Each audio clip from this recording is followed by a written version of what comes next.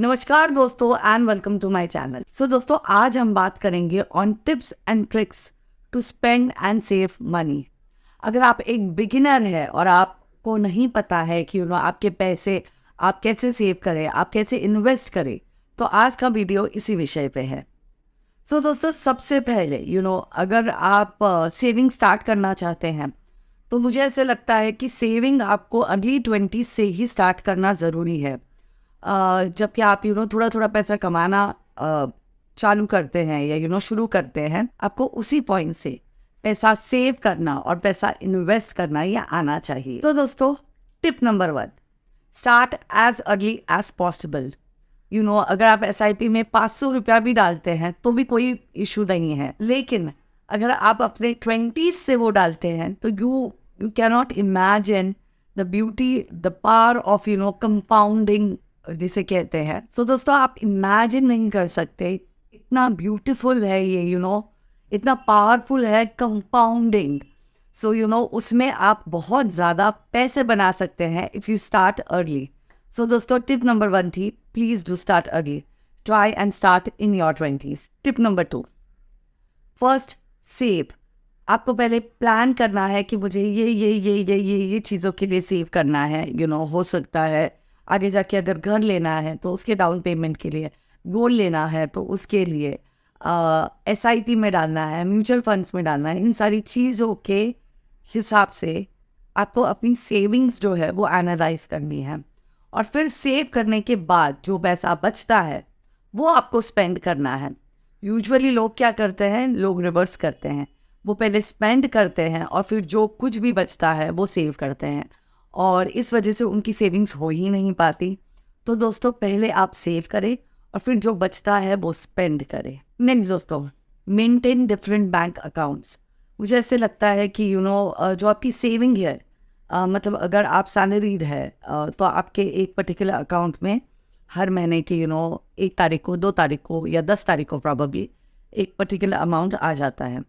What you need to do is, उसमें से आपको अपने ही दूसरे अकाउंट में जैसे ही वो सैलरी आपके अकाउंट में आती है, यू नीड टू विड्रॉ और you need to transfer it to some other account जो कि आप टच नहीं करते, ताकि अगर आप चाहे तो भी जो आपका रेगुलर यूज़ वाला अकाउंट है उसमें से पैसे खर्च ना कर पाए। दोस्तों, ये एक ट्रिक है जो कि मैं खुद भी यूज़ करती हूँ और मुझे लगता है कि बहुत यूज़फुल ट्रिक होती है, क्योंकि जब आपको पता होता है कि आपके पास इतनी ही पैसे हैं जो कि आपको स्पेंड करने हैं, तो आप अपने जो कंस्ट्रेंट्स है वो उसी हिसाब से मैनेज या एडजस्ट करते हैं। तो दोस्तों, मुझे ऐसा लगता है कि ये टिप बहुत ही इंपॉर्टेंट है। नेक्स्ट दोस्तों, ट्राई एंड कवर, आप अगर आपके ऊपर डिपेंडेंस है या अगर डिपेंडेंस नहीं भी है तो आपका हेल्थ इंश्योरेंस, आपका टर्म प्लान, ये बहुत ही इम्पॉर्टेंट चीज़ हो जाती है। सो दोस्तों, ये टर्म प्लान है या मेडिकल हेल्थ इंश्योरेंस है, ये आपको ज़रूर लेना है, सिर्फ अपने लिए ही नहीं, तो आपके जो डिपेंडेंट्स है उनके लिए भी। So please try and do that. Next दोस्तों, क्रेडिट कार्ड ड्यूज। यूजुअली लोग क्या करते हैं कि सिर्फ रोलिंग के लिए मिनिमम बैलेंस भरते रहते हैं, लेकिन दोस्तों इसका नुकसान क्या होता है कि एक तो आपकी क्रेडिबिलिटी ज़ीरो हो जाती है, मतलब आपका सिबिल, आपका क्रेडिट स्कोर जो है वो बहुत कम हो जाता है। और दूसरा, ये जो क्रेडिट कार्ड इंस्टीट्यूशंस होती हैं, हो सकता है बैंक्स हो या प्राइवेट इंस्टीट्यूशंस हो, ये आपको बहुत ही ज़्यादा हाई इंटरेस्ट चार्ज करती है। और अगर आप at the end of the day देखें कि आपका इंटरेस्ट जो है दैट इज़ 4-5 टाइम्स समटाइम्स, अगर बहुत ज़्यादा डिलेड पेमेंट होती है। और दोस्तों, मुझे ऐसे लगता है कि ओवरऑल इट इज़ लॉस वाला situation. So it is very important कि आप अपने क्रेडिट कार्ड्स जो है वो ठीक से यूज़ करें। कोशिश करें कि आपके क्रेडिट कार्ड का जो लिमिट हो वो मैक्सिमम हो, और उसमें से आप कम से कम पैसे यूज़ करें, ताकि ये दिखे कि you are not credit hungry, आपको पैसों की ज़रूरत नहीं है। ठीक टाइम पे पेमेंट करें ताकि आपका सिबिल अच्छा रहे और आपको हाई इंटरेस्ट भी पे ना करना पड़े। नेक्स्ट दोस्तों, अगर आप पे कोई लोन्स है, जैसे होम लोन है या कोई और प्रॉपर्टी लोन है या कोई लैप है, तो दोस्तों कोशिश कीजिए कि आप मैक्सिमम डाउन पेमेंट करें, और डाउन पेमेंट करने के बाद वो कुछ ब्लॉकिंग पीरियड कहते हैं कि 2 साल 3 साल का ब्लॉकिंग पीरियड होता है। लेकिन दोस्तों, अगर आप ब्लॉकिंग पीरियड में भी प्री पेमेंट करने की कैपेसिटी में है तो प्लीज़ उसे करें। क्या होता है ना, हमें बैंक से डराती है कि अगर आप प्री पेमेंट करते हैं तो आपको कुछ पेनल्टी लगेगी, लेकिन दोस्तों इन द लॉन्ग रन आपकी जो प्री पेमेंट से आपको पेनल्टी लगती है उससे कई ज़्यादा आप इंटरेस्ट में पैसे गंवा देते हैं। तो दोस्तों लोन ले, ज़रूर ले, लेकिन कोशिश करें कि जल्द से जल्द आप उन लोन्स को डिसॉल्व करें। नेक्स्ट दोस्तों, please try and go digital. This is one thing. मैं एक बहुत छोटा सा एग्जांपल दूंगी। अगर मैं ग्रोसरी खरीदने किसी सुपरमार्केट में जाती हूँ, तो मैंने ये देखा है कि जो चीज़ें मुझे आवश्यक होती हैं उससे कई ज़्यादा चीज़ें मैं लेके आ जाती हूँ। मतलब हो सकता है कि उन चीज़ों की शायद ज़रूरत भी ना हो, तब भी मैं वो चीज़ें लेके आ जाती हूँ। लेकिन अगर मैं ऑनलाइन शॉपिंग करती हूँ तो मेरा जो मंथली बजट है वो जो मैंने सेट किया है उसी कंस्ट्रेंट में हो जाता है। क्योंकि मुझे ऐसा लगता है कि जब हम देखते हैं चीज़ों को तो हमें वो चीज़ खरीदने की इच्छा जो है वो बहुत ज़्यादा तीव्र हो जाती है।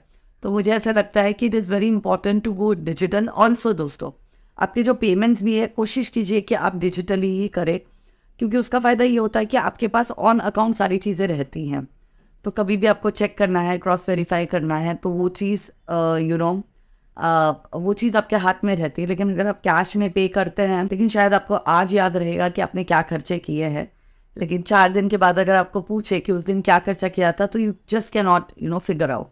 सो try and go digital as much as possible, क्योंकि उसके बहुत सारे फ़ायदे होते हैं। नेक्स्ट दोस्तों, it is very important to keep some kind of money as an emergency fund. God forbid कभी भी कुछ अगर कम ज़्यादा हो गया तो आपके अकाउंट में इतने इतने पैसे होने चाहिए। मैं यूजुअली सजेस्ट करती हूँ कि आप एफडीज़ ना करें, आप फंड्स जो है वो कहीं ना कहीं इन्वेस्ट करें। बट इमरजेंसी फंड्स जो हैं वो मुझे ऐसे लगता है कि एफडी के तौर पे हमेशा आपके साथ होनी चाहिए, कि अगर कभी भी किसी भी पॉइंट पे आपको लगता है कि आपको फंड्स की ज़रूरत है, सो यू ऑलरेडी नो कि आपके पास ये फंड्स पार्क्ड है या ये फंड्स पर्टिकुलर रिजर्व्ड है। And last but not the least दोस्तों, कभी भी हमें स्कूल में ये नहीं सिखाया जाता कि how to manage your finance as young adults. मुझे ऐसे लगता है कि ये सारी चीज़ें हम गिर गिर के पढ़ के सीखते हैं, लेकिन ये हमारे करिकुलम में नहीं होती। तो दोस्तों मुझे ऐसे लगता है कि आप पैसा कमाना जितना इम्पॉर्टेंट होता है उससे कहीं ज़्यादा पैसा इन्वेस्ट करना और पैसे से पैसा बनाना इम्पॉर्टेंट होता है। तो दोस्तों प्लीज़ कमेंट सेक्शन में मुझे बताइएगा कि आपको मेरा आज का ये वीडियो कैसा लगा, और अगर ये वीडियो अच्छा लगा तो प्लीज़ लाइक कीजिए, शेयर कीजिए और सब्सक्राइब कीजिए। Thank you so much. God bless you all.